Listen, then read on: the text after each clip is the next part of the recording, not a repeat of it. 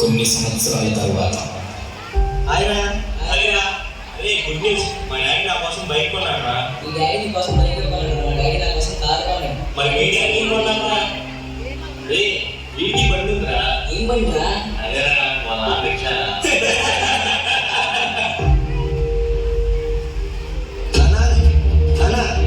నాకు 2 లక్షలు కావాలన్నా బైక్ కొనుక్కోవాలి. 2 లక్షలా? ఈ రిక్షా తొక్కేవాడి దగ్గర 2 లక్షలు ఎక్కడి నుంచి వస్తాయి నాన్న? నాకా వయసు అయిపోయింది, రేపు నువ్వే నన్ను చూసుకోవాలి. నా దగ్గర అంత డబ్బు ఎక్కడ నాన్న? మా ఫ్రెండ్స్ చూడు, మా నాన్నలు ఎంత హ్యాపీగా ఉన్నారు. నువ్వు ఉన్నావు, నాకు పెట్టండి కదా, రేపు నిన్ను కూడా నేను చూడాలా. అలాంటి బతుకు ఉన్నా ఒకటే, లేకపోయినా ఒకటే. అసలు నీళ్ళంటూ కొడుకు పుట్టే చూడు నా దరిద్రం. చెక్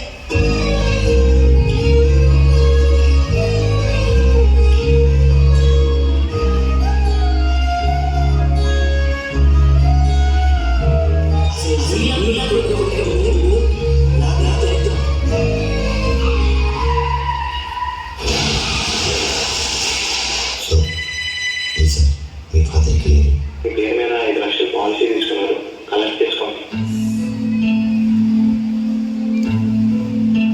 ఏది లెటర్లో ఉంది నాన్న, నువ్వు సంతోషంగా ఉండడమే నాకు కావాలి. అందరి తండ్రులాగా నిన్ను చూసుకున్నందుకు నన్ను క్షమిస్తావు కదా. ఇప్పుడు నీకు నచ్చిన బండి కొనుక్కో. నేను బ్రతుకున్నప్పుడు ఇవ్వలేని సంతోషాన్ని నేను చనిపోయాక ఇస్తున్నాను. నీకన్నా నా ప్రాణం ఎక్కువ కాదు నాన్న.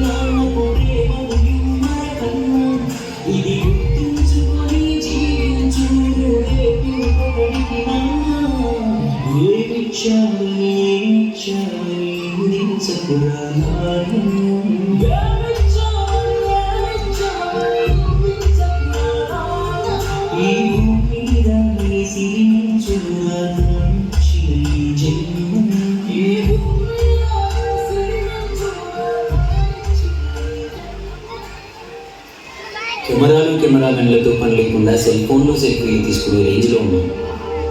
లక్షలు కోసి ఎక్కువ మెగా పిక్సెల్స్ నా మొబైల్స్ కొంటున్నాం. కానీ ఒక్క సెల్ఫీ అయినా నాన్నతో ఉంది.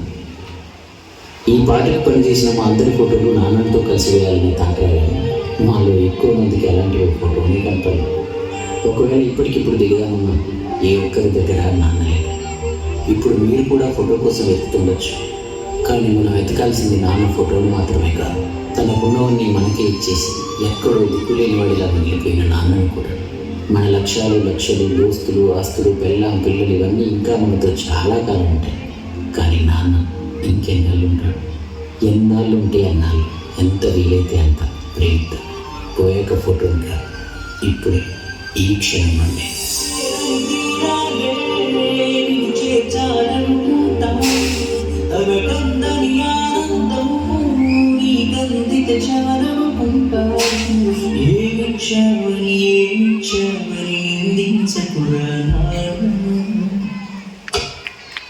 Really, that was amazing.